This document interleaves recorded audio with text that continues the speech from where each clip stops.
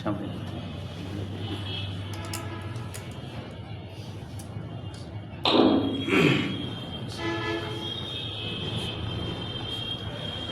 استغفر الله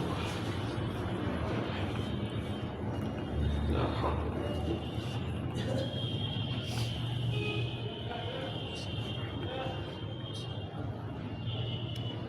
السلام عليكم ورحمة الله وبركاته. وعليكم السلام ورحمة الله وبركاته.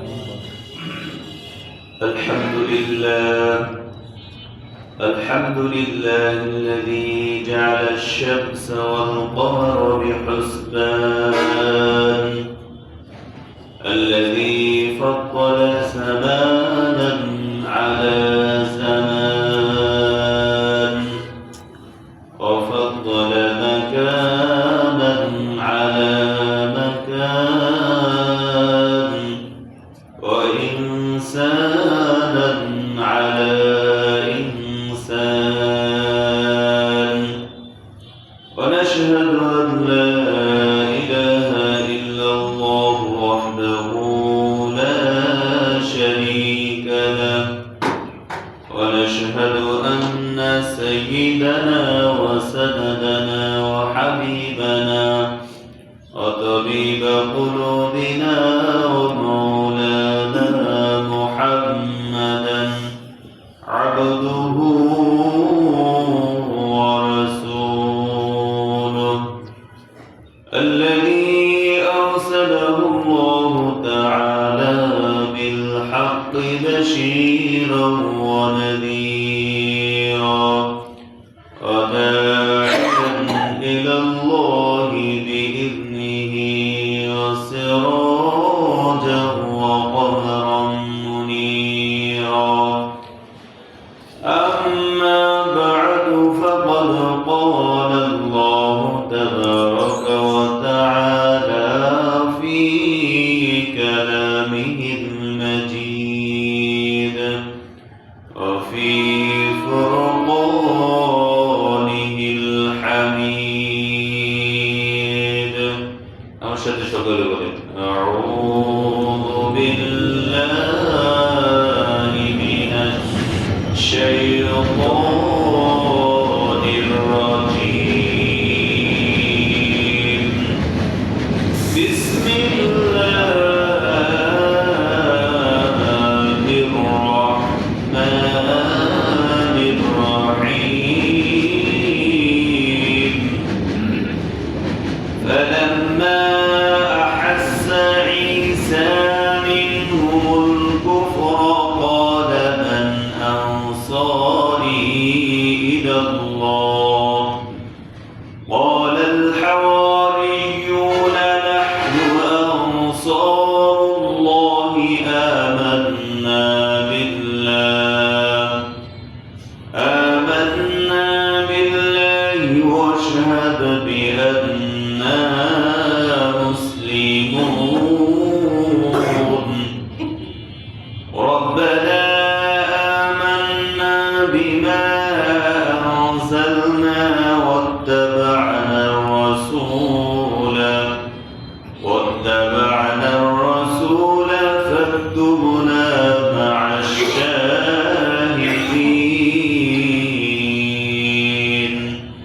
صدق الله المولانا العظيم. عن ابن مسعود رضي الله تعالى عنه عن النبي صلى الله عليه وسلم قال: لا تزول قدم ابن آدم يوم القيامة من عند ربه حتى يسأل عن خمس: عن عمره فيما أفناه، عن شبابه فيما أبلاه، وماله من أين اكتسب، وفيما أنفقه، وماذا عمل فيما علم، أو كما كما قال النبي صلى الله عليه وسلم. وقال تعالى آمرا ومخبرا: إن الله وملائكته يصلون على النبي يا أيها الذين آمنوا صلوا عليه وسلموا تسليما. সবাই দরুদ ইব্রাহিম পড়ি। اللهم صل على محمد وعلى آل محمد كما صليت على إبراهيم وعلى آل إبراهيم إنك حميد مجيد. اللهم بارك على محمد وعلى آل محمد كما باركت على إبراهيم وعلى آل إبراهيم إنك حميد مجيد. الحمد لله. الله سبحانه وتعالى দরবারে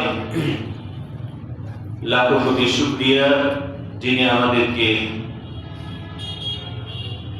তার দেওয়া অসংখ্য অগণিত নিয়ামতের মধ্যে নিমজ্জিত রেখে বিগত জুমা থেকে এ জুমা পর্যন্ত সুস্থ নেক হায়াতকে বাড়িয়ে দিয়ে দুনিয়াবি সব রকমের ফিতনা ফাসাদ বালা মুসিবত রোগ শোক থেকে মুক্ত রেখে যথা সময়ে জুমার নামাজ আদায়ের উদ্দেশ্যে আল্লাহর ঘরে আসার তৌফিক এনায়েত করেছেন। এজন্য ওই আল্লাহর দরবারে আমরা দিল থেকে কালিমাতুশ শুকুর আদায় করি। সকলেই সমস্বরে বলি আলহামদুলিল্লাহ। লাখো কোটি দরুদ ও সালাম বর্ষিত হোক সাইয়্যিদুল কাওনাইন ইমামুল মুরসালিন খাতামুন নবীয়্যিন আশরাফুল আম্বিয়া বিশ্ব নবী মুহাম্মদ আরবি। সকলে বলি সাল্লাল্লাহু আলাইহি ওয়াসাল্লাম। আল্লাহ রাব্বুল আলামিন আমাদের পক্ষ থেকে নবী পাকের রওজা আতহারে অসংখ্য দরুদ ও সালাম পৌঁছে দেন। সবাই বলেন আমিন। মেহেরবানি করে যারা পিছনে বসে আছি সামনের কাতার পুরো করে বসে, এটা মসজিদের আদব। মসজিদের আদব হলো মসজিদে আসার পরে আপনার সামনে যে জায়গাটা ফাঁকা থাকবে সেই জায়গাকে পূরণ করে বসা, এটা মসজিদের আদব। এবং প্রথম কাতারে বা যে জায়গার সামনে আছে সেই জায়গাকে ফাঁকা রেখে পিছনে বসাটা এক ধরনের মানুষকে কষ্ট দেওয়া। অনেক সময় এসে মানুষেরা পিছনে দাঁড়িয়ে থাকে, সামনে জায়গা ফাঁকা, ঢুকতে পারে না, একজনের ঘাড়ের উপরে আরেকজনকে মানে টপকায়ে সামনে আসতে হয়। এটা এক ধরনের মানুষের কষ্ট দেওয়া হয়। এজন্য অন্যকে কষ্ট না দিক, নিজেও অন্যের কষ্টের কারণ না হই, সব দিক থেকে চিন্তা ভাবনা করে সওয়াবও বেশি। বিশ্বনবী মুহাম্মদ রাসূলুল্লাহ সাল্লাল্লাহু আলাইহি ওয়াসাল্লাম হাদিস শরীফের মধ্যে ইরশাদ করেন, প্রথম কাতারে অর্থাৎ ফরজ নামাজের প্রথম কাতারে যে সওয়াব রয়েছে, এই সওয়াবের কথা যদি মানুষেরা জানতো তাহলে প্রথম কাতারে দাঁড়ানোর জন্য রীতিমতো যুদ্ধ অবতীর্ণ হয়ে যেত। বলে সুবহানাল্লাহ। আমরা জানাজার নামাজে প্রথম কাতারে দাঁড়ানোর জন্য চেষ্টা করি, অথচ নিয়মটা হচ্ছে জানাজার নামাজে যত পিছনের কাতারে দাঁড়াবেন তত ভালো, তত সওয়াব বেশি।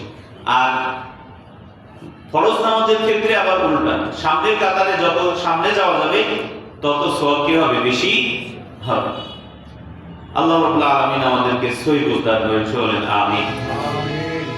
সম্মানিত হাজিরিন, আজকে 19 রজব 1447 হিজরি 9 জানুয়ারি 2026 আমি আপনাদের সামনে সূরা আলে ইমরানের 52 নং এবং 53 নং আয়াত তেলাওয়াত করেছি এবং বিশ্বনবী মুহাম্মদ রাসূলুল্লাহ সাল্লাল্লাহু আলাইহি ওয়াসাল্লামের মুখনিসৃত অসংখ্য বাণী থেকে একটি হাদিস আপনাদের সামনে তেলাওয়াত করেছি। আয়াত এবং হাদিসের আলোকে আরো কিছু আয়াত এবং আলোচনা আসবে সামনে। তো আজকে যে প্রথম আয়াতটি আমি আলোচনা করেছি, এই আয়াতের আলোচ্য বিষয় হচ্ছে হাওয়ারিগণ। হাওয়ারি এক ধরনের হযরত ঈসা আলাইহিস সালামের অনুসারীদেরকে বলা হয়। এই হাওয়ারিগণ ঈসা আলাইহিস সালামের সাহায্যকারী হয়ে যান। হযরত ঈসা আলাইহিস সালামের আলোচনা যেহেতু চলছে, হযরত ঈসা আলাইহিস সালামকে আল্লাহ রাব্বুল আলামিন যখন নবুয়ত দান করলেন, নবুয়ত দান করার পরে ওনাকে যে কিতাব দেওয়া হলো সেই কিতাবের নাম কি? ইনজিল। এই কিতাব দেওয়া হলো। তিনি তার দায়িত্ব পালন শুরু করলেন। তার দায়িত্ব ছিল মানুষকে আল্লাহর দিকে সম্পর্ক করে দেওয়া, আল্লাহর সাথে সম্পর্ক তৈরি করে দেওয়া। এই দায়িত্ব পালন যখন শুরু করলেন, তখন তিনি তাদের মধ্যে থেকে কিছু মানুষের একগুঁয়েমি এবং প্রত্যাখ্যান প্রত্যক্ষ করলেন। অর্থাৎ তাকে তারা, হযরত ঈসা আলাইহিস সালামকে তারা মানতে চাইছে না, বরং তাকে প্রত্যাখ্যান করতেছে। এটা কিসের কারণে? একগুঁয়েমির কারণে। একগুঁয়েমি হলো গোঁড়ামি যাকে বলা হয়। এই গোঁড়ামির কারণে তারা হযরত ঈসা আলাইহিস সালামকে প্রত্যাখ্যান করতেছিলেন। আর এই প্রত্যাখ্যান যখন তিনি লক্ষ্য করলেন, প্রত্যক্ষ করলেন, তখন তিনি তাদের মধ্যে থেকে কিছু মানুষকে আহ্বান করলেন যে আচ্ছা, তোমরা কে আসো আমাকে আমার কাজে, এই যে আল্লাহ রাব্বুল আলামিন আমাকে যে দায়িত্ব দিয়েছেন সেই দায়িত্ব পালনের ক্ষেত্রে সাহায্য করতে পারো, সাহায্যকারী হয়ে যাবে, এমন কেউ আসো কি? এই বলে যখন আহ্বান করলেন, তখন তাদের মধ্যে থেকে দুইজন ব্যক্তি যারা ধোবার কাজ করত, কাপড় ধোয়ার কাজ করত, ধোবাগিরি করত, এরকম দুইজন ব্যক্তি বললো, তারা এগিয়ে এসে বললো, সামনে এসে বললো যে আমরা আপনার সাহায্যকারী হয়ে যাবো। সুবহানাল্লাহ। আপনার সমস্ত কাজে আমরা কি করবো? সাহায্য করবো। আপনার সাহায্যকারী আমরা, আল্লাহর উদ্দেশ্যে আপনার সাহায্যকারী হয়ে যাবো। সেই কথাটি আল্লাহ রাব্বুল আলামিন সূরা আলে ইমরানের 52 নং আয়াতের মধ্যে আলোচনা করেছেন। আল্লাহ রাব্বুল আলামিন কুরআনুল কারীমের ভাষায় বলেন, فَلَمَّا أَحَسَّ عِيسَى مِنْهُمُ الْكُفْرَ قَالَ مَنْ أَنصَارِي إِلَى اللَّهِ। হযরত ঈসা আলাইহিস সালাম যখন তাদের মধ্যে প্রত্যাখ্যান প্রত্যক্ষ করলেন, অর্থাৎ তারা হযরত ঈসা আলাইহিস সালামকে অনুসরণ করতে চাইছে না, মানতে চাইছে না, প্রত্যাখ্যান করতেছে, তখন তিনি তাদের মধ্যে থেকে কিছু মানুষকে আহ্বান করে বললেন, ক্বালা মান আনসারি ইলাল্লাহ, কে আসো আমাকে আল্লাহর উদ্দেশ্যে, আল্লাহর কাজে সাহায্যকারী হবা, আল্লাহর কাজে আমাকে সাহায্য করবা। ক্বালাল হাওয়ারিয়ুনা নাহনু আনসারুল্লাহ। হাওয়ারি অর্থাৎ কিছু মানুষ যারা ধোবার কাজ করত, তাফসীরের কিতাবের মধ্যে আছে দুইজন ব্যক্তি এগিয়ে এসে বলল, নাহনু আনসারুল্লাহ, আমরা আল্লাহর উদ্দেশ্যে, আল্লাহর কাজে আপনাকে সাহায্য করব। আমান্না বিল্লাহ, আমরা আল্লাহর উপরে ঈমান এনেছি, অর্থাৎ আপনি যে দাওয়াত দিচ্ছেন, আপনি যে ঈমানের কথা বলতেছেন, সেই আল্লাহর উপরে বিশ্বাস স্থাপন করেছি, ঈমান এনেছি। ওয়াশহাদ বিআন্না মুসলিমুন, এবং আপনি আমাদের জন্য সাক্ষী হয়ে যান যে আমরা মুসলমান হয়ে গেলাম। সুবহানাল্লাহ। ওয়াশহাদ, এবং সাক্ষী থাকেন আপনি সাক্ষী। বিআন্না মুসলিমুন, দুইজন যেহেতু সেজন্য আল্লাহ রাব্বুল আলামিন তাসনিয়া অর্থাৎ দ্বিবচন ব্যবহার করেছেন। বিআন্না মুসলিমুন অর্থাৎ আমরা মুসলিম, আমরা আনুগত্যকারী। সুবহানাল্লাহ। বিশ্ব নবী মুহাম্মদুর রাসূলুল্লাহ সাল্লাল্লাহু আলাইহি ওয়াসাল্লাম মক্কায় 13 বছর দাওয়াত দিয়েছেন, ইসলামের দাওয়াত দিয়েছেন। মাক্কি জীবনী বলা হয়। নবুয়ত পাওয়ার পরে 13 বছর পর্যন্ত আল্লাহ রাসূল সাল্লাল্লাহু আলাইহি ওয়াসাল্লাম মক্কায় মানুষদের মধ্যে ইসলাম প্রচার করেছেন। এই ইসলাম প্রচার করার সময়কালীন এই সময়ের মধ্যে নবুয়তের 10ম বছরে হজের মৌসুমে কিছু মানুষ মদিনা থেকে মক্কায় হজ পালন করতে আসছিল। সেই মানুষদের মধ্যে আল্লাহ রাসূল সাল্লাল্লাহু আলাইহি ওয়াসাল্লাম তাদেরকে দাওয়াত দিয়েছেন। দাওয়াত দেওয়ার কারণে তারা ইসলামের মধ্যে দাখিল হয়েছে মাত্র 2 জন ব্যক্তি। আস্তে আস্তে এই সংখ্যাটা যখন বেড়ে যায়, আস্তে আস্তে পরের বছরে আবার তারা 2 জন বাড়িতে গিয়ে অর্থাৎ তাদের মদিনাতে গিয়ে ইসলামের দাওয়াত দিয়েছে। এভাবে আরো কিছু মানুষ ইসলামের পথে আসছে। আসার পরে রাসূলুল্লাহ সাল্লাল্লাহু আলাইহি ওয়াসাল্লামকে তারা বলতেছে, আপনি আমাদের এখানে চলে আসেন, অর্থাৎ মদিনায় হিজরত করেন, তাহলে আমরা আপনার সাহায্য করব, ইসলামের কাজে সাহায্য করব, ইসলামের পথে ইসলাম প্রচার করার কাজে আপনাকে সাহায্য করব। বিশ্বনবী মুহাম্মদুর রাসূলুল্লাহ সাল্লাল্লাহু আলাইহি ওয়াসাল্লাম তখনও কিছু বলেন নাই যে আমি যাব, আমি তোমাদের সাথে তোমাদের ওখানে যাব, এই কথা বলেন নাই। কারণ হিজরতের বিষয়টা তো আল্লাহ তাআলার পক্ষ থেকে নির্ধারিত। আল্লাহ তাআলা যখন অনুমতি দিবেন তখনই তিনি হিজরত করবেন। বিশ্বনবী মুহাম্মদুর রাসূলুল্লাহ সাল্লাল্লাহু আলাইহি ওয়াসাল্লাম তাদের কথায় তাদের দাওয়াত গ্রহণ করলেন, কিন্তু কিছুই বললেন না যে হ্যাঁ ঠিক আছে আমি তোমাদের ওখানে যাব, মদিনায় হিজরত করব, মদিনায় যাব, গিয়ে ইসলাম প্রচার করব। এরপরে যখন সংখ্যা আস্তে আস্তে বাড়তে শুরু করলো, রাসূলুল্লাহ সাল্লাল্লাহু আলাইহি ওয়াসাল্লাম যে সমস্ত মানুষেরা মদিনা থেকে এসে আল্লাহ রাসূলের কাছে বায়াত গ্রহণ করলেন, ইসলাম গ্রহণ করলেন, তাদেরকেও ডেকে ডেকে বলেছিলেন যে আচ্ছা তোমরা কি আমাকে সাহায্য করবা? আমি যদি মদিনায় যাই, মদিনায় ইসলাম প্রচারের কাজে আমি যদি মদিনায় হিজরত করি, তাহলে তোমরা কি আমাকে সাহায্য করবা? সেই সমস্ত আনসারী সাহাবীগণ অর্থাৎ মদিনা থেকে যারা এসেছিলেন, ইসলাম গ্রহণ করেছিলেন, তারা বলেছিলেন, ইয়া রাসূলুল্লাহ, ইয়া হাবিবাল্লাহ, আপনি যদি মদিনায় আসেন তাহলে আপনাকে আমরা সর্বাত্মকভাবে সর্বদিক থেকে সহযোগিতা করব। সুবহানাল্লাহ। এজন্য তাদেরকে কি বলা হয়? আল্লাহ রাসূল যখন মদিনায় হিজরত করেছেন, মদিনায় হিজরত করে গেলেন, তখন তারা শুধু সাহায্য করেনি, তাদের জীবনকে ইসলামের জন্য, ইসলাম প্রচার করার জন্য, বিশ্বনবী মুহাম্মদুর রাসূলুল্লাহ সাল্লাল্লাহু আলাইহি ওয়াসাল্লামের জন্য নিজেদের বুককে, বক্ষকে ঢাল স্বরূপ দিয়ে দিয়েছেন। ইয়া রাসূলুল্লাহ, ইয়া হাবিবাল্লাহ, আপনার জন্য আমরা ডানে বামে সর্বদিক থেকে, পিছনে সামনে সর্বদিক থেকে আমরা আপনাকে সাহায্য করব, আপনার সাহায্যকারী হিসেবে আমরা থাকবো, আমরা পিছু হটবো না, আমরা আপনার সাহায্যকারী। এবং সাহায্য করেছেন, সর্বাত্মকভাবে সাহায্য করেছেন, সম্পদ দিয়ে, আশ্রয় দিয়ে, সহযোগিতা করে, নিজের জীবন বিসর্জন দিয়েও সাহায্য করেছেন। এজন্য তাদেরকে কি বলা হয়? আনসারী বলা হয়। কি বলা হয় বলেন? আনসারী সাহাবী বলা হয়। আর যারা হিজরত করে মদিনায় গিয়েছিলেন মক্কা থেকে, তাদেরকে মুহাজির বলা হয়। কি বলা হয়? মুহাজির বলা হয়। তো এই আনসারী সাহাবী, ইনাদেরকে কেন বলা হয়? আল্লাহ রাসূলকে তারা তার সাহাবায়ে কেরামকে যারা হিজরত করেছিলেন, সর্বাত্মকভাবে সহযোগিতা করেছিলেন, সাহায্য করেছিলেন, এজন্য তাদেরকে কি বলা হয়? আনসার সাহাবী, আনসারী বলা হয়। তো এই হযরত ঈসা আলাইহিস সালাতু ওয়াস সালামকেও এক শ্রেণীর মানুষ কি করেছিলেন? সাহায্য করেছিলেন। যারা ইসলাম গ্রহণ করে তার দাওয়াতকে, হযরত ঈসা আলাইহিস সালাতু ওয়াস সালামের দাওয়াতকে গ্রহণ করে সর্বাত্মকভাবে সহযোগিতা করেছিলেন, এজন্য তাদেরকে হাওয়ারি বলা হয়। এজন্য তাদেরকে কি বলা হয়? হাওয়ারি বলা হয়। এই হাওয়ারিদের কথা কোরআনের সূরা সফের মধ্যেও আসছে। মান আনসারি ইলাল্লাহ ক্বালাল হাওয়ারিয়ুনা নাহনু আনসারুল্লাহ।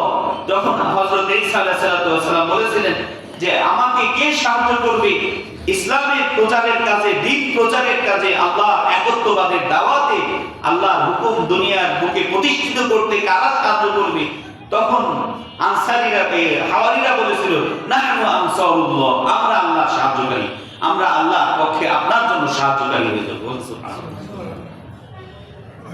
এখানেও সেই কথাটি আল্লাহ তাআলা তুলে ধরেছেন, ক্বালাল হাওয়ারিয়ুনা নাহনু আনসারুল্লাহ। হাওয়ারীরা বলল, আমরা আল্লাহর জন্য আপনার কাছে আপনার সাহায্যকারী হয়ে যাব, আল্লাহর উদ্দেশ্যে আপনার সাহায্যকারী হব। আমান্না বিল্লাহ, এবং আমরা আল্লাহর উপরে ঈমান এনেছি। ওয়াশহাদু বিআন্না মুসলিমুন, আপনি সাক্ষী হয়ে যান আমরা মুসলিম, আমরা মুসলমান, আমরা মুসলমান। এই কথাটি বলা অত্যন্ত গুরুত্বপূর্ণ একটি বিষয়। এই কথাটি বলা ওয়া আমিলা সালিহা ওয়া ক্বালা ইন্নানি মুসলিমিন, এই কথাটি বলা শুধু সাধারণ কথা না, এই কথার মধ্যে অনেক বড় গুরুতর বিষয় রয়েছে, গুরুত্বপূর্ণ একটি বিষয় রয়েছে। যখনই আপনি মুসলিম বলবেন যে আনা মুসলিম, আমি মুসলমান, আই এম মুসলিম, যখন এই কথা বলবেন তখন আপনাকে সেই মুসলমানিত্বের মধ্যে সব ধরনের বিষয়গুলোকে শামিল থাকতে হবে, আনুগত্য করার পূর্ণ মাত্রা আপনাকে আপনার ভিতরে থাকতে হবে, তবেই কি হওয়া যাবে? মুসলমান হওয়া যাবে। শুধু আমি বললাম আমি মুসলমান, আমি মুসলমান, আর নামটা আমার মুসলিম, এরকম আহমদ, মোহাম্মদ, আব্দুল্লাহ ইত্যাদি, শামসুর রহমান নাম হয়ে গেল আর আমি মুসলমান হয়ে গেলাম, এটাকে মুসলমান বলে না। মুসলমান হতে হলে মুসলমানিত্বের যে পরিচয় সেটাকে কি করতে হবে? পূর্ণ মাত্রায় প্রকাশ করতে হবে, পরিপূর্ণভাবে আল্লাহ রাব্বুল আলামিনের হুকুমের আনুগত্য, রাসূলুল্লাহ সাল্লাল্লাহু আলাইহি সাল্লামের সুন্নাহ অনুসরণ করতে হবে, পাবন্দি করতে হবে, তবে এই কথাটা বলা মানানসই হবে আনা মুসলিম, আমি মুসলমান। আমরা তো মুসলমান, আমরাও মুসলমান, কিন্তু যখন আল্লাহর সাহায্যকারী কে আছে, আল্লাহর পথে সাহায্যকারী কে হবে, এই কথা যখন বলা হয় আল্লাহর সাহায্যকারী কেউ আছেন, আল্লাহর পথে সাহায্যকারী কেউ হবেন, তখন আর হয়তো আমাদেরকে খুঁজে পাওয়া যাবে। আল্লাহর কালিমাকে উঁচু করার জন্য আল্লাহর পথে জীবন বিলিয়ে দিতে হবে। এই আহ্বান যখন কাউকে করা হবে, আমাদের মধ্যে আসবে, তখন তো পরিচয় হবে যে আসলে আমি কি মুসলিম নাকি অমুসলিম, আমার আসল পরিচয় তখন প্রকাশ পাবে। এজন্য এই কথাটি ওনারা বলেছেন, দুইজন ব্যক্তি ধূপা, যারা ধূপার কাজ করত আমাদের দেশে, এদেরকে কি বলা হয়? লন্ডির কাজ করত, এরা কাপড় ধোয়ার কাজ করত। তারা দুইজন ব্যক্তি শুধু বলেছে আন্না মুসলিমুন বিআন্না মুসলিমুন, আমরা মুসলমান, আপনি সাক্ষী থাকেন, আপনি সাক্ষী হয়ে যান আমরা মুসলমান। শুধু তাই নয়, পরের আয়াতের মধ্যে আল্লাহ রাব্বুল আলামিন তাদের কথাগুলোকে তুলে ধরেছেন। 53 নং আয়াতের মধ্যে আল্লাহ তাআলা বলেন, রব্বানা আমান্না বিমা আনজালতা ওয়াত্তাবা'নার রাসূলা ফাকতুবনা মা'আশ শাহিদিন। তারা বলেছে রব্বানা আমান্না, হে আমাদের প্রভু, আমরা ঈমান এনেছি, বিশ্বাস স্থাপন করেছি, বিমা আনজালতা, আপনি যা অবতীর্ণ করেছেন, অর্থাৎ ইনজিল কিতাব হযরত ঈসা আলাইহিস সালামের উপরে দিয়েছেন, সেই কিতাবের উপরে আমরা ঈমান এনেছি। ওয়াত্তাবা'নার রাসূলা, রাসূলের অনুসরণ করেছি, রাসূল যে কথা বলেছেন আমরা সেই কথাগুলোকে মেনে নিয়েছি, তার অনুগত হয়েছি। ফাকতুবনা মা'আশ শাহিদিন, সুতরাং আমাদেরকে সাক্ষীদানকারীদের রেজিস্ট্রি খাতায় আমাদের নামগুলো লিখে নেন। সুবহানাল্লাহ, সুবহানাল্লাহ। আল্লাহ রাব্বুল আলামিন তাদের কথাগুলোকে তুলে ধরেছেন। দেখেন, কথাগুলো তো এভাবেই আসতে হবে, এভাবেই আমাদেরকে বলতে হবে। রব্বানা আমান্না, হে আমাদের প্রভু, আমরা ঈমান এনেছি, বিশ্বাস স্থাপন করেছি, বিমা আনজালতা, আপনি যা অবতীর্ণ করেছেন। আল্লাহ রাব্বুল আলামিন আমাদেরকে কি কিতাব দিয়েছে, আমাদের কিতাবের নাম কি? কথা বলেন না কেন? জোরে বলেন, আল কোরআন। আল কোরআন আমাদেরকে আল্লাহ তাআলা বিশ্ব নবী মুহাম্মদুর রাসূলুল্লাহ সাল্লাল্লাহু আলাইহি ওয়াসাল্লামের মাধ্যমে দিয়েছেন। এই আল কোরআনের উপরে প্রত্যেকটা আয়াতের উপরে, প্রত্যেকটা বিষয়ের উপরে ঈমান আনা আমাদের জন্য জরুরি, ঠিক কিনা বলেন? ফরজ, অবশ্যই ফরজ। যদি একটা বিষয়কেও আমি অবজ্ঞা করি, একটা বিষয়কেও আমি অবহেলা করি, ছেড়ে দেই, তাহলে আমি মুসলমান থাকতে পারবো না, আমি মুসলমান হতে পারবো না। এখন আমি যদি প্রশ্ন করি যে আমরা কি আসলে কোরআনুল কারীমের প্রত্যেকটা বিধান আল্লাহ তাআলা যেগুলো দিয়েছেন, যেগুলো আদেশ করেছেন, যেগুলো নিষেধ করেছেন, সেই বিধানগুলোকে সম্পূর্ণভাবে অন্তর থেকে আমরা কি বিশ্বাস করতে পেরেছি? কথা বলেন না। উত্তর কি আসবে? বিশ্বাস করি কিন্তু মানি না। এই বিশ্বাসকে বিশ্বাস বলা হয় না। বিশ্বাস করি, যদি বিশ্বাস করে থাকি তাহলে অবশ্যই মানতে হবে। শুধু বিশ্বাস করার নাম ঈমান না। তিনটা বিষয়ের নাম ঈমান। কয়টা বিষয়ের নাম ঈমান? কথা বলেন। তিনটা বিষয়ের নাম ঈমান। ইকরার বিল লিসান, জবানের দ্বারা স্বীকার করতে হবে। তাসদীক বিল জিনান, অন্তরের দ্বারা সেটাকে স্বীকৃতি দিতে হবে, স্বীকারোক্তি দিতে হবে। ওয়া আমাল বিল আরকান, আর যেগুলো আল্লাহ তাআলা বিধানাবলী দিয়েছেন, আদেশ নিষেধ করেছেন, সম্পূর্ণরূপে সেগুলোকে আমলে পরিণত করতে হবে। তবে একজন ব্যক্তি পরিপূর্ণ ঈমানদার হবে, তাকে পরিপূর্ণ মুমিন বলা যাবে। তবেই তো ঈমানদার হবে। আর না হলে ওই মানে হাঁটু ভাঙা এই মার্কা ঈমানদার হয়ে কোনো লাভ নাই। ওই মার্কা ঈমান দিয়ে, ঈমানদার দিয়ে পৃথিবী ভরে গেলেও কোনো লাভ হবে না। এরকম বিরুনি খেতেই হবে, এরকম অবস্থা হবে না। ঠিক কিনা বলেন? হাঁটু ভাঙা দর মতো এইরকম ঈমান, একটা মানি আরেকটা মানি না, একটা ধরি আরেকটা ধরি না, সুবিধাবাদ জিন্দাবাদ, এই মার্কা ঈমানদার হওয়ার কোনো লাভ নাই। এই মার্কা ঈমানদার হয়ে কোনো লাভ হবে না। আজকে আমাদের অবস্থা তো হয়েছে তাই, ঠিক কিনা বলেন? ঠিক। ভাই বিশ্বাস করি সবকিছু ঠিক আছে, মানলাম, কিন্তু যখন প্রশ্ন এসে যায় যে শাসন ক্ষমতা চলবে কি দিয়ে, এই রাষ্ট্রযন্ত্র চলবে কি দিয়ে, আমরা তো মুসলমান, আমরা কি কথা বলেন? মুসলমান। এই রাষ্ট্রের আইন কানুন হবে ইসলামের বিধান অনুযায়ী, কোরআনের বিধান অনুযায়ী।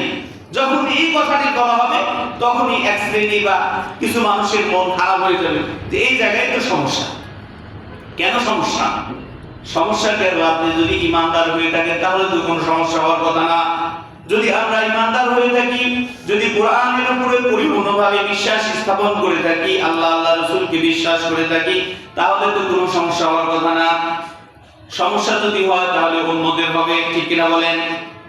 আজকে আমাদের মধ্যে আমরা যদি পরিপূর্ণভাবে ঈমানদার হতাম, তাহলে আল্লাহ রাব্বুল আলামিন আমাদের মান সম্মান, আমাদের মর্যাদা আরো উঁচুতে করে দিতেন, বাড়িয়ে দিতেন। আমাদের মধ্যে এই হানাহানি থাকতো না। সম্পূর্ণভাবে ইসলামের অনুসরণ করতে হবে। একটা মানি না, এই মানার নাম ইসলাম নয়, এটার নাম মুসলমান নয়। এটা শুধু ওই নাম কস্তে আসি, শুধু ধরে আছে তাই, কোন রকমে আছি, এই থাকার কোনো মানে হয় না, এই থাকার কোনো লাভ নাই। প্রিয় ভাইরা আমার, এজন্য আমরা যখন এই কথাটিকে বিশ্বাস করেছি তখন পূর্ণ মাত্রায় আনতে হবে। এজন্য আল্লাহ রাব্বুল আলামিন দেখেন তাদের কথাকে আজকে আমরা মনে করি যে পূর্ব যুগে যারাই ছিল সবাই মনে হয় খারাপ। না, তারা সবাই খারাপ ছিলেন না। তারা সবাই খারাপ ছিলেন না, সবাই দুষ্ট প্রকৃতির ছিলেন না। ওই সময় অনেক মানুষ ছিল যারা এরকম ইসলামের জন্য, ঈমানের জন্য, আল্লাহ আল্লাহ রাসূলের জন্য, পয়গম্বরের জন্য সব কিছুকে বিসর্জন দিয়েছেন, ন্যূনতম কুণ্ঠাবোধ করেন নাই। এ ধরনের মানুষও তারা ছিল। এজন্যই তারা আমাদের জন্য দৃষ্টান্ত, এক্সাম্পল হিসেবে আল্লাহ রাব্বুল আলামিন তাদের কথাগুলোকে আমাদের মধ্যে কি করেছেন? আলোচনা করেছেন। এমনি করেন নাই। এগুলো বানোয়াট কোনো কাহিনী নয়, এগুলো কোনো গল্প কাহিনী ঘটনা নয়।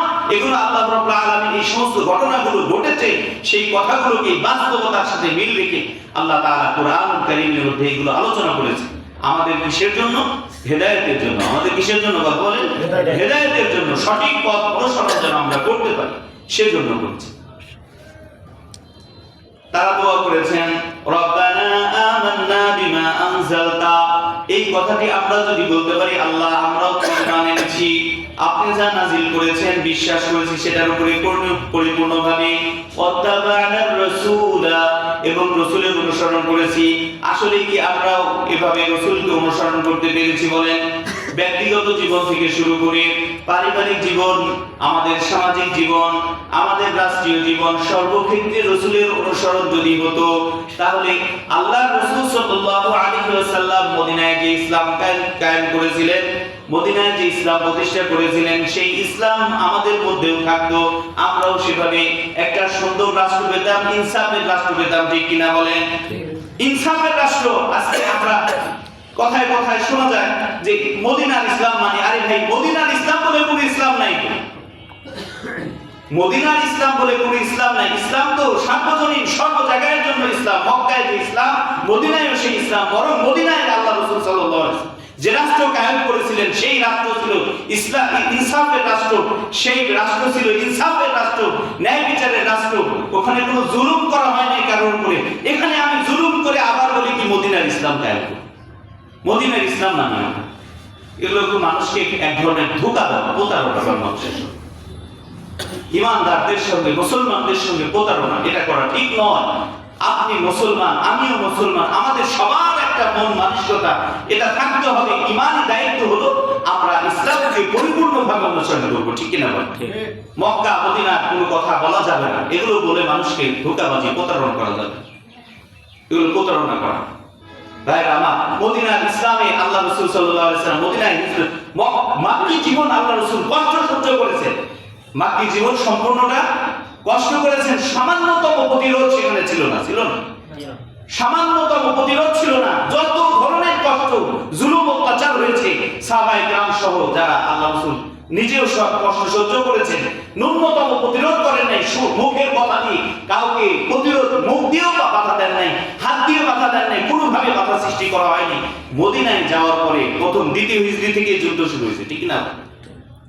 দ্বিতীয় হিজরি থেকেই কি শুরু হয়েছে? প্রতিরোধ যুদ্ধ এবং আক্রমণাত্মক যুদ্ধ দুটোই শুরু হয়েছে কোথায়? মাদানী জীবনে আল্লাহ রাসূল। সুতরাং মদিনার জীবনের ইসলামের কথা বললে আপনাকে অস্ত্র ধরতে হবে, আপনাকে প্রতিরোধমূলক যুদ্ধ শুরু করতে হবে, আক্রমণাত্মক যুদ্ধ শুরু করতে হবে। যারা আপনাকে আক্রান্ত করতে চায়, আপনার উপরে আক্রমণ করতে চায়, তাদের বিরুদ্ধে রুখে দাঁড়ানোর সেই সক্ষমতা অর্জন করতে হবে। আল্লাহ রাসূল করেছিলেন। মাদানী জীবনে হয়েছে যতগুলো যুদ্ধ, সারিয়া বা গাজওয়া যেগুলো হয়েছে মাদানী জীবনে হয়েছে। মোট 63টা যুদ্ধ হয়েছে, তার মধ্যে 23টা গাজওয়া আল্লাহ রাসূল নিজে স্বয়ং প্রতিনিধিত্ব করেছেন, দায়িত্ব কমান্ডারের দায়িত্ব পালন করেছেন। আর বাকি গুলোতে 43টাতে সাহাবায়ে কেরামকে পাঠিয়ে দিয়েছেন, সেগুলোকে সারিয়া বলা। ইতিহাস পড়েন, জানেন, দেখেন কি অবস্থা। প্রতিরোধমূলক যুদ্ধ, আক্রমণাত্মক যুদ্ধ কোথায় হয়েছে? সবগুলো মাদানী জীবনে হয়েছে। মাত্র 10 বছরের জন্য, 23 বছরের নবুয়তের জিন্দেগিতে 13 বছর তো আল্লাহ রাসূল মক্কায় ছিলেন, 10 বছর কোথায় ছিলেন? মদিনায় কাটিয়েছেন, মদিনায় শুয়ে আছেন আল্লাহ রাসূল। সুতরাং আল্লাহ রাসূলের সেই, আল্লাহ রাব্বুল আলামিনের সেই কথা আমাদের যদি আমরা বলতে চাই, সেই কথাটিকে সুন্দরভাবে আল্লাহকে তুলে ধরতে চাই, তাহলে তো সেই কথাকে আমাদের সম্পূর্ণভাবে মানতে হবে। রব্বানা আমান্না বিমা আনজালতা, হে আল্লাহ আপনি যা নাযিল করেছেন আমরা তার উপরে পরিপূর্ণভাবে ঈমান এনেছি। ওয়াত্তাবা'না রাসূলা, এবং আপনার রাসূলের পরিপূর্ণ অনুসরণ করেছি। ফাকতুবনা, সুতরাং আমাদেরকে লিখে নেন, আমাদের রেজিস্ট্রি খাতা আমাদের নামগুলোকে লিখে নেন মা'আশ শাহিদিন, সাক্ষীদাতাদের অন্তর্ভুক্ত হিসেবে। বলেন সুবহানাল্লাহ। তারা সাক্ষী দিয়েছে, সাক্ষীদাতাদের অন্তর্ভুক্ত, যাতে আমাদের রেজিস্ট্রি খাতা থেকে আমাদের নামগুলো কাটা না যায়। পরের আয়াতের মধ্যে আল্লাহ তাআলা বলেন, ওয়ামাকারু ওয়ামাকারাল্লাহ ওয়াল্লাহু খায়রুল মাকিরিন। ওয়ামাকারু ওয়ামাকারাল্লাহ, অর্থাৎ ইহুদিদের এক শ্রেণী, বনি ইসরাইলের ইহুদি বলা হয়, এক শ্রেণীকে বলা হয়, সবাই কিন্তু বনি ইসরাইলের ইহুদি না। এই ইহুদিদের এক শ্রেণী, তারা হযরত ঈসা আলাইহিস সালামের বিরুদ্ধে ষড়যন্ত্র শুরু করেছে। তারা ষড়যন্ত্র করে। আল্লাহ রাব্বুল আলামিন বলতেছেন, ওয়ামাকারাল্লাহ, আল্লাহ বড় কৌশলী। ওরা ষড়যন্ত্রকারী, আর আল্লাহ কি করেন? কৌশল অবলম্বন করেন। ওয়াল্লাহু খায়রুল মাকিরিন, আমার আপনার রব বিশ্বজাহানের পালনকর্তা রব্বুল আলামিন সবচেয়ে বড় কৌশলী, ঠিক না? আমাদের দেশেও কৌশলী আছে, আমাদের দেশেও কৌশলী আছে। কুশলী বলা হয় যারা বিভিন্ন ভাবে কুশলী করতেছে, কৌশল করতেছে। আল্লাহ রাব্বুল আলামিন বড় কৌশলী। আল্লাহ তাআলাও কি করতেছেন? এগুলো নিয়ন্ত্রণ করতেছেন, সবকিছু দেখতেছেন, সবকিছুকে প্রত্যক্ষ করতেছেন, সবকিছুর সাক্ষী আল্লাহ রাব্বুল আলামিন। যেদিন সময় হবে, যেদিন সময় হবে, পূর্ণমাত্রা পূরণ হয়ে যাবে, অর্থাৎ পাল্লা ঠিক হয়ে যাবে, ওজন সমান সমান হয়ে যাবে, সেই দিনই আল্লাহ তাআলা কি করবেন? ধরে ফেলবেন। অর্থাৎ যখন পাল্লা, ওজন বা কারার সাথে মাল যখন সমান হয়ে যায়, তখনই তো দোকানদার ঢেলে দেয়, ঠিক কিনা বলেন? ওই সময় হওয়া পর্যন্ত আমাকে আপনাকে আল্লাহ তাআলা ওয়েট করার সুযোগ দিয়েছেন, সময় দিয়েছেন। দেখো বান্দা, এখনো সময় আছে, সুযোগ আছে। তুমি যদি তোমার অবস্থানকে পরিবর্তন করো, তাহলে অবশ্যই তোমাকে ঠিক রাখা হবে, তোমার অবস্থান ঠিক থাকবে। আর যদি তুমি বাড়াবাড়ি করো, তাহলে ঢেলে দেওয়া হবে। তাহলে কি হবে? কথা বলে, ঢেলে দেওয়া হবে, ধরা হবে, পাকড়াও করা হবে, ছাড় দেওয়া হবে না। আল্লাহ রাব্বুল আলামিন আমাদের সকলকে সহি বুঝ দান করেন। একটি হাদিস আমি পড়েছি আপনাদের সামনে, ইনশাআল্লাহ আলোচনা শেষ করে দেব। হযরত আব্দুল্লাহ ইবনে মাসউদ থেকে বর্ণিত, রাসূলুল্লাহ সাল্লাল্লাহু আলাইহি ওয়াসাল্লাম বলেন, লা তাজুলু কদামা ইবনু আদম, বনি আদমের হাসরের ময়দানে কি হবে না, কারো পা এক কদমও উঠাতে পারবে না। ইয়াউমাল কিয়ামাতি, কিয়ামতের দিন এক কদমও উঠাতে পারবে না। হাসরের ময়দানে পা যার যেখানে সেখানে থেকে যাবে। চারটা জিনিস ব্যতীত মিন ইনদি রাব্বিহি, আল্লাহ তাআলা সামনে থেকে, হাত্তা ইউসালু আন খামসিন, যতক্ষণ পর্যন্ত পাঁচটা বিষয়ের হিসাব না দিতে পারে, পাঁচটা বিষয়ের হিসাব না দিতে পারবে, ততক্ষণ পর্যন্ত কারো পা কেউ হটাতে পারবে না। আন উমরিহি, প্রথম নাম্বার হলো ফিমা আফনাহু, যে তার জীবন সম্পর্কে জিজ্ঞাসা করা হবে। আল্লাহ রাব্বুল আলামিন আমাদের যে হায়াতটুকু দিয়েছেন, আমি এই জীবনটা পেয়ে কোন কাজে ব্যয় করেছি, কোন কাজে আমার জীবনটা শেষ হয়েছে। দ্বিতীয় নাম্বার আন শাবাবিহি ফিমা আবলাহু, আমার যৌবনকালকে আমি কোন পথে ব্যয় করেছি, তসুলপাত করেছি, ধ্বংস করেছি। আবলা শব্দের অর্থ হলো না নষ্ট করে দেওয়া, নষ্ট করে দেওয়া। আন শাবাবিহি ফিমা আবলাহু, আমার শাবাব যৌবনকালকে আমি কোন পথে ধ্বংস করেছি, এ সম্পর্কে দিকে জিজ্ঞাসা করা হবে। তৃতীয় নাম্বার ওয়া মালিহি মিন আইনা ইকতাসাবাহু, আমি যে সম্পদ উপার্জন করতেছি এটা কোথায় থেকে উপার্জন করলাম, এটা তৃতীয় নাম্বার। ওয়া ফিমা আনফাকাহু, চতুর্থ নাম্বার হলো এই সম্পদ আমি উপার্জন করলাম, ভালো পথে উপার্জন করেছি, কিন্তু আমি যদি খারাপ পথে ব্যয় করে থাকি তাহলে তার হিসাব দিতে হবে। ওয়া ফিমা আনফাকাহু, কোন কাজে খরচ করেছি। পঞ্চম নাম্বার হলো ওয়া মাযা আমিলা ফিমা আলিমা, কতটুকু জানার পরে কতটুকু আমল করেছেন, তো সেই সম্পর্কে জিজ্ঞাসা করা হবে। এই পাঁচটা বিষয়, অর্থাৎ আমার জীবন সম্পর্কে, আমার যৌবনকাল সম্পর্কে, আমার উপার্জন করেছি সেটা, এবং কোন পথে ব্যয় করেছি সেটা, আর আমি যতটুকু জেনেছি তার কতটুকু আমল করতে পেরেছি। এই পাঁচটি বিষয় হিসাব না দেওয়া পর্যন্ত, কৈফিয়ত না দেওয়া পর্যন্ত আমার আপনার পা আমরা কেউ কি করতে পারবো না, হাসরের ময়দান থেকে সরাতে এক কদমও সরাতে পারবো না। আল্লাহ রাব্বুল আলামিন আমাদের সকলকে এই পাঁচটি বিষয়ের গুরুত্বের সাথে অনুধাবন করে আমরা যেন আল্লাহর কাছে সঠিক হিসাব দিতে পারি পাঁচটি বিষয়ে, সে তৌফিক দান করেন। আমিন। ওয়া আখির দাওয়ানা আলহামদুলিল্লাহি রাব্বিল আলামিন। যারা সুন্নাত করেন কবুল করুন, যারা কাছে